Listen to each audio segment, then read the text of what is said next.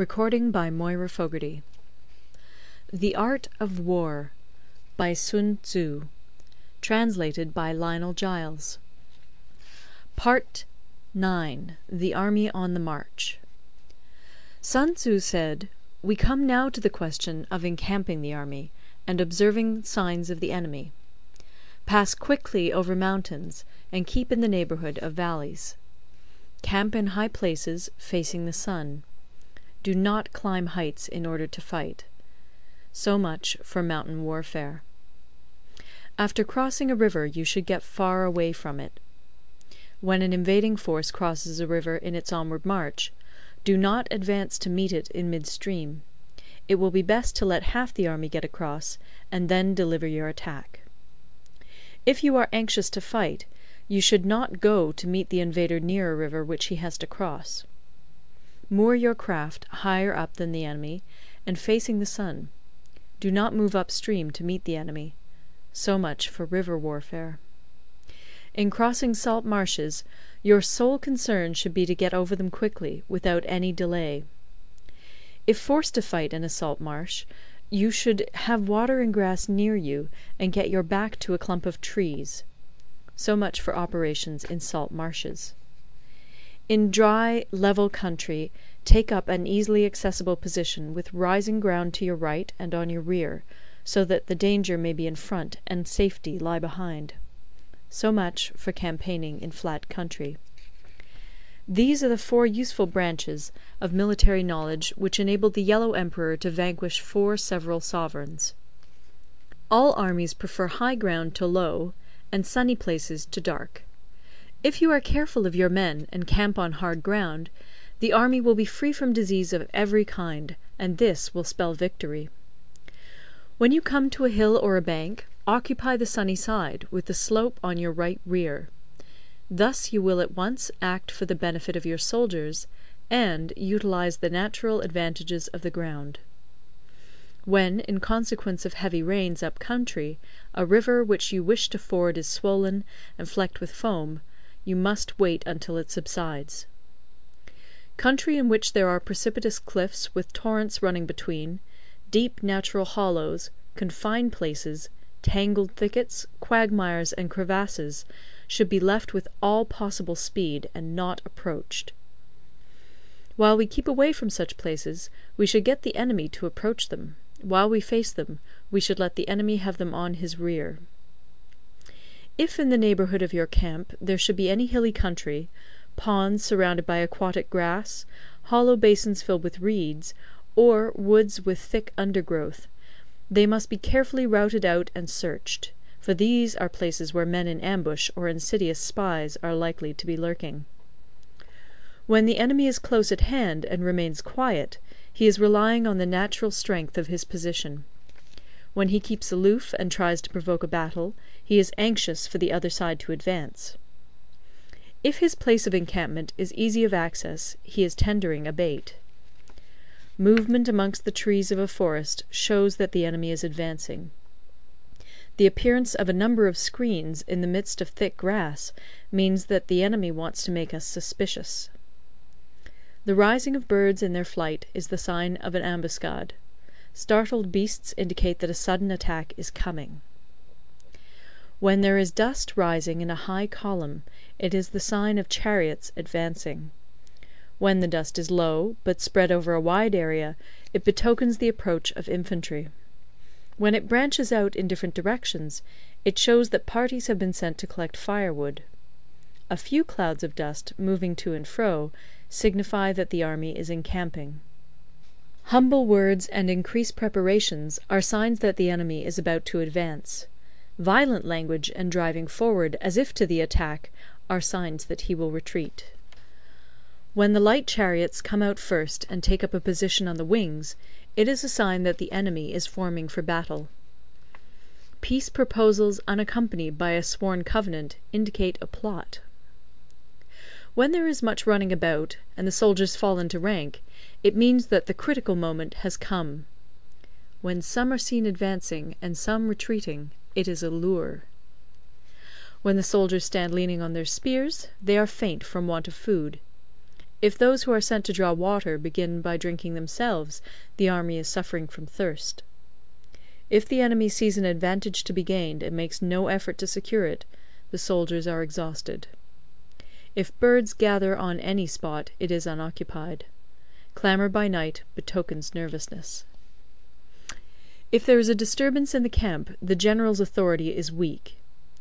If the banners and flags are shifted about, sedition is afoot.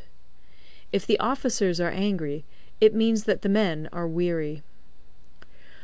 When an army feeds its horses with grain and kills its cattle for food, and when the men do not hang their cooking pots over the campfires, showing that they will not return to their tents, you may know that they are determined to fight to the death. The sight of men whispering together in small knots, or speaking in subdued tones, points to disaffection amongst the rank and file. Too frequent rewards signify that the enemy is at the end of his resources. Too many punishments betray a condition of dire distress. To begin by bluster, but afterwards to take fright at the enemy's numbers, shows a supreme lack of intelligence. When envoys are sent with compliments in their mouths, it is a sign that the enemy wishes for a truce. If the enemy's troops march up angrily and remain facing ours for a long time without either joining battle or taking themselves off again, the situation is one that demands great vigilance and circumspection. If our troops are no more in number than the enemy, that is amply sufficient. It only means that no direct attack can be made. What we can do is simply to concentrate all our available strength, keep a close watch on the enemy, and obtain reinforcements. He who exercises no forethought, but makes light of his opponents, is sure to be captured by them. If soldiers are punished before they have grown attached to you, they will not prove submissive. And, unless submissive, they will be practically useless. If, when the soldiers have become attached to you, punishments are not enforced, they will still be useless. Therefore, soldiers must be treated in the first instance with humanity, but kept under control by means of iron discipline. This is a certain road to victory. If in training soldiers commands are habitually enforced, the army will be well disciplined. If not, its discipline will be bad. If a general shows confidence in his men, but always insists on his orders being obeyed, the gain will be mutual. End of Part 9. Part 10. Terrain. Sun Tzu said, we may distinguish 6 kinds of terrain, to wit, 1. Accessible ground, 2. Entangling ground, 3. Temporizing ground, 4. Narrow passes, 5. Precipitous heights, 6. Positions at a great distance from the enemy. Ground which can be freely traversed by both sides is called accessible. With regard to ground of this nature, be before the enemy in occupying the raised and sunny spots, and carefully guard your line of supplies. Then you will be able to fight with advantage. Ground which can be abandoned but is hard to reoccupy is called entangling. From a position of this sort, if the enemy is unprepared, you may sally forth and defeat him. But if the enemy is prepared for your coming, and you fail to defeat him, then, return being impossible, disaster will ensue. When the position is such that neither side will gain by making the first move, it is called temporizing ground. In a position of this sort, even though the enemy should offer us an attractive bait, it will be advisable not to stir forth, but rather to retreat, thus enticing the enemy in his turn. Then, when part of his army has come out, we may deliver our attack with advantage. With regard to narrow passes, if you can occupy them first, let them be strongly garrisoned and await the advent of the enemy. Should the army forestall you in occupying a pass, do not go after him if the pass is fully garrisoned, but only if it is weakly garrisoned. With regard to precipitous heights, if you are beforehand with your adversary, you should occupy the raised and sunny spots, and there wait for him to come up. If the enemy has occupied them before you, do not follow him, but retreat, and try to entice him away. If you are situated at a great distance from the enemy, and the strength of the two armies is equal, it is not easy to provoke a battle, and fighting will be to your disadvantage. These 6 are the principles connected with earth. The general who's attained a responsible post must be careful to study them. Now, an army is exposed to 6 several calamities, not arising from natural causes, but from faults for which the general is responsible.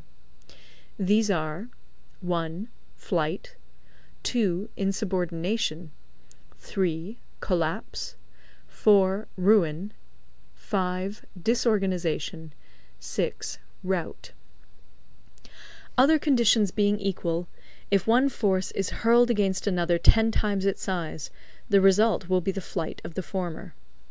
When the common soldiers are too strong and their officers too weak, the result is insubordination. When the officers are too strong and the common soldiers too weak, the result is collapse. When the higher officers are angry and insubordinate, and on meeting the enemy give battle on their own account from a feeling of resentment, before the commander-in-chief can tell whether or not he is in a position to fight, the result is ruin. When the general is weak and without authority, when his orders are not clear and distinct, when there are no fixed duties assigned to officers and men, and the ranks are formed in a slovenly, haphazard manner, the result is utter disorganization. When a general, unable to estimate the enemy's strength, allows an inferior force to engage a larger one, or hurls a weak detachment against a powerful one, and neglects to place picked soldiers in the front rank, the result must be rout. These are 6 ways of courting defeat, which must be carefully noted by the general who has attained a responsible post. The natural formation of the country is the soldier's best ally, but a power of estimating the adversary, of controlling the forces of victory, and of shrewdly calculating difficulties, dangers, and distances, constitutes the test of a great general. He who knows these things, and in fighting puts his knowledge into practice, will win his battles. He who knows them not, nor practices them, will surely be defeated. If fighting is sure to result in victory, then you must fight, even though the ruler forbid it. If fighting will not result in victory, then you must not fight even at the ruler's bidding. The general who advances without coveting fame, and retreats without fearing disgrace, whose only thought is to protect his country and do good service for his sovereign, is the jewel of the kingdom. Regard your soldiers as your children, and they will follow you into the deepest valleys. Look upon them as your own beloved sons, and they will stand by you even unto death. If, however, you are indulgent, but unable to make your authority felt, kind-hearted, but unable to enforce your commands, and incapable, moreover, of quelling disorder, then your soldiers must be likened to spoilt children.